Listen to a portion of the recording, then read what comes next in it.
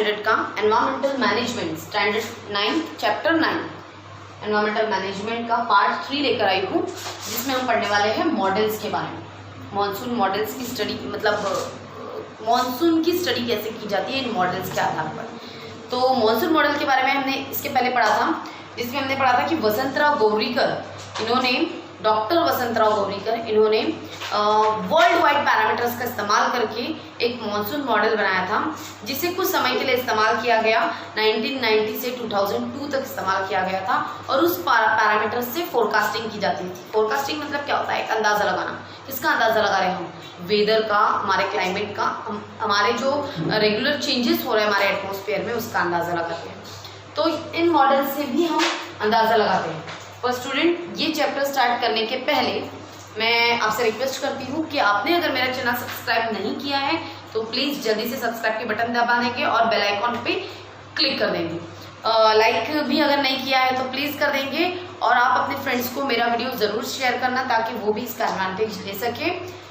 अब पढ़ते हैं चैप्टर मैथमेटिकल मॉडल्स क्या है। संख्यात्मक प्रारूप, इसे मराठी में एक मैंने वर्ड दिया है, संख्यात्मक प्रारूप जिसे कहते हैं, या गणितीय मॉडल कहते हैं। अब आपको इन वर्ड से ही समझ में आ गया होगा मैथमेटिकल मॉडल के लिए। अब मॉडल मतलब क्या है?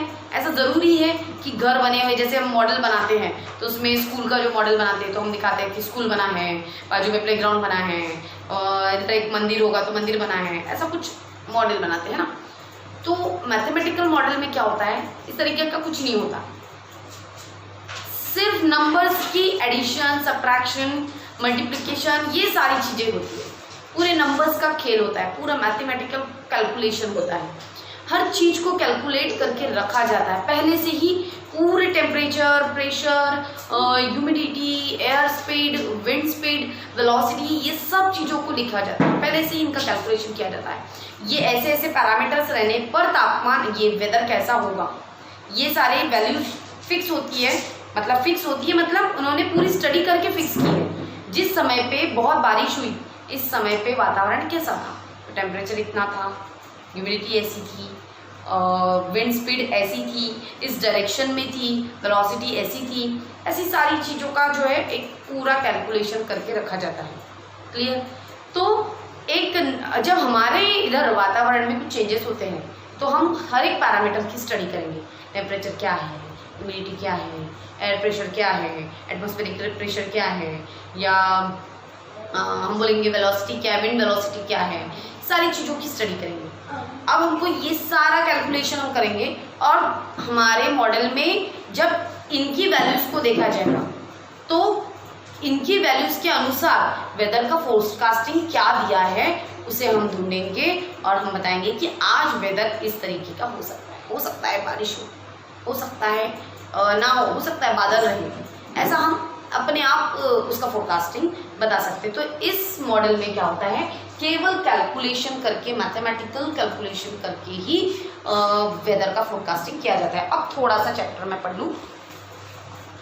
Forecasting are made with the help of mathematical models which take into accounts estimates of current weather. आज के वेदर को, करंट वेदर को एस्टिमेट किया जाता है। Related events and on going physical interaction between them. और रिलेटेड इवेंट्स मतलब आज का वेदर कैसा है, उससे रिलेटेड इवेंट्स कैसे हैं, मतलब क्या क्या चेंजेस हो रहे हैं हमारे वेदर में, and on going physical interaction between them, और वो जो दूसरे फैक्टर्स हैं और हमारा जो वेदर है आज का, उनके बीच में क्या इंटरेक्शन हो रहा है, किसके बढ़ने से वेदर कैसा हो रहा है, किसके घटने से वेदर क्या हो रहा है, ऐसा इंटरेक्शन चेक करेंगे।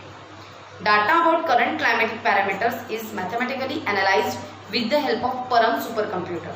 अब क्या बोला है कि इस डाटा को, पूरा जो कैलकुलेशन है, सारी चीज़ों की जो छोटी छोटी वैल्यूज हमने लिख के रखी है, इसे एनालाइज किया जाता है सुपर कंप्यूटर, परम सुपर कंप्यूटर की मदद से।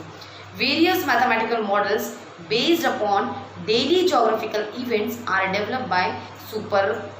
जोग्राफिकल इवेंट्स हो रहे हैं हमारे नेचर में, जो भी जोग्राफिकल चेंजेस हो रहे हैं, वो चेंजेस को हम अगर मैथमेटिकल मॉडल से स्टडी कर रहे हैं तो उसका एनालाइज हम सुपर कंप्यूटर से ही करते हैं। फिर नेक्स्ट दिया है, आई होप आपको मैथमेटिकल मॉडल समझ में आया होगा। कोई मॉडल देखने के लिए आपको नहीं मिल सकता है स्टूडेंट, ये एक प्रकार का एक जस्ट डाटा होता है, अब है होलिस्टिक मॉडल। तो होलिस्टिक मॉडल क्या कहता है, हम इसके बारे में पढ़ेंगे। होलिस्टिक मॉडल में क्या कहा गया है, उसे हम कहते हैं समुचित प्रारूप। ठीक है, मराठी मीनिंग होता है समुचित प्रारूप। तो ये क्या होता है, अलग अलग मॉडल्स में अलग अलग पैरामीटर को ज़्यादा इंपॉर्टेंस दिया जाता है ना। किसी मॉडल में टेम्परेचर को ही कंसीडर करके मानसून में क्या चेंजेस हो रहे हैं या वेदर में क्या चेंजेस हो रहे हैं वो देखा जाएगा। किसी इसमें हम विजिबिलिटी या जो फॉग हो जाता है ना, धुआं हो जाता है, धुक जिसको बोलते हैं, तो ऐसी कंडीशंस होती है तब वेदर में कैसे चेंजेस होते हैं उसको कंसीडर किया जाएगा। किसी में ह्यूमिडिटी को देखा जाएगा, तो किसी में एटमॉस्फेरिक प्रेशर को ज़्यादा कंसीडर किया जाएगा।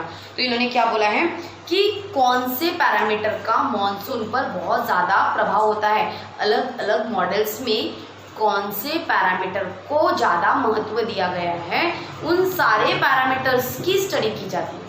उन सारे पैरामीटर्स की स्टडी करके एक नया क्या बोलेंगे उसे, फोरकास्टिंग बताया जाता है, एक रिजल्ट निकाला जाता है और बताया जाता है कि आज वेदर में क्या चेंजेस होने वाले हैं। इसे हम समुचित प्रारूप कहते हैं स्टूडेंट।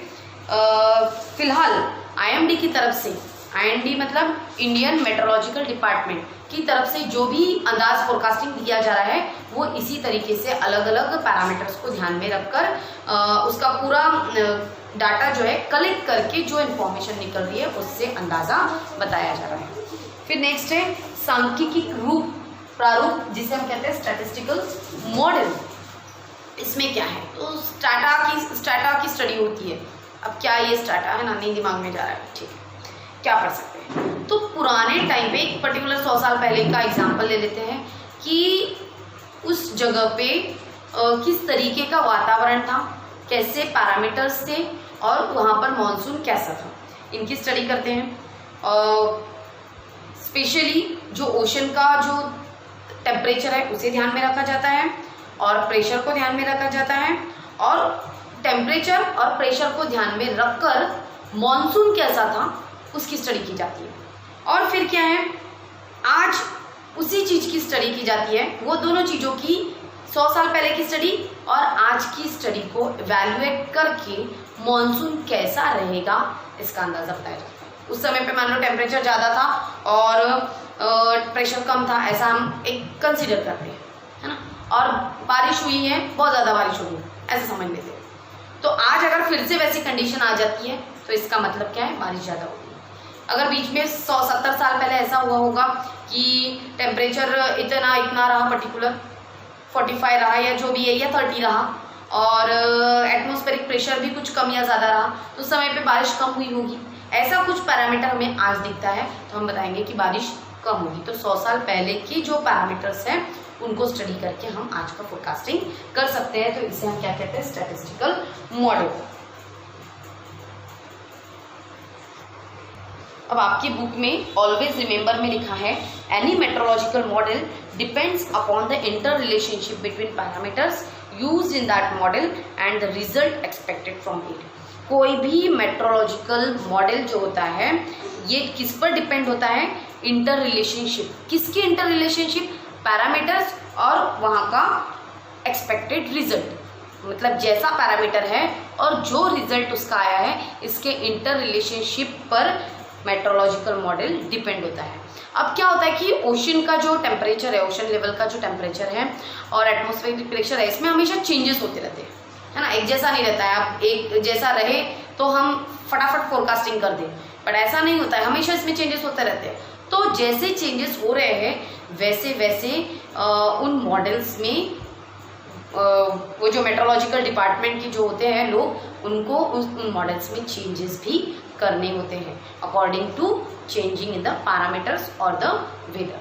तो इस तरीके का जो ऑलवेज रिमेंबर में आपको दिया है। तो आज इतना ही स्टूडेंट। नेक्स्ट है solid waste management, need of the hour, इसे हम नेक्स्ट वीडियो में पढ़ेंगे। आज के लिए इतना, तब तक के लिए बाय, थैंक यू।